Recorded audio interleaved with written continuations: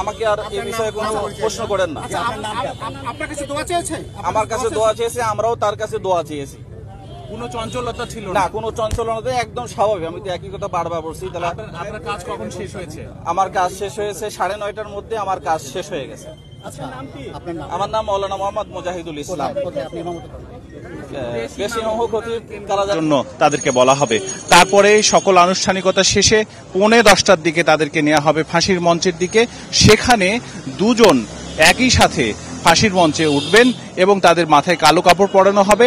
যতখানি জানতে পেরেছি। আসসালামু আলাইকুম দর্শক, দেশ ও দেশের বাইরে থেকে যারা এই মুহূর্তে ভিডিও করেছেন সবাইকে অসংখ্য অসংখ্য ধন্যবাদ। দর্শক, প্রথমেই আপনারা শিরোনাম দেখেছেন, এখন দেখবেন বিস্তারিত।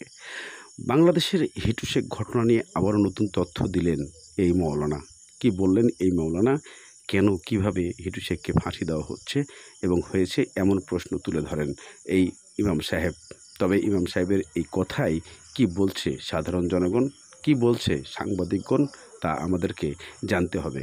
যে হিটু শেখের ফাঁসি একজন থেকে এখন কেন দুজনে চলে যাচ্ছে, এমন প্রশ্ন তুলে ধরা হয়েছে। তবে এই তথ্যগুলা কতটা যুক্তিসঙ্গত জানতে আমাদেরকে অবশ্যই ভিডিওটা শেষ পর্যন্ত দেখতে হবে। কারাগারের পেশ ইমাম মাওলানা মুজাহিদুল ইসলাম, আমাদের বিকেল বেলা মুজাহিদুল ইসলামের সাথে কথা হয়েছে। তারপর পরেই মূলত ধর্মীয় আচার অনুষ্ঠান এবং যদি তারা নামাজ আদায় করতে চায় তাহলে নামাজ পড়ানো হবে, পাশাপাশি তাদেরকে তওবা পড়ানো হবে এবং তাদের শেষ ইচ্ছে জানবার জন্য কথা শুরু হবে বলে জানা গেছে। তবে খোজাপুর যে গোরস্থান এবং খোজাপুর গোরস্থানের পাশে তার যে বসতভিটা, সেখানে পরিবার অপেক্ষা করছে।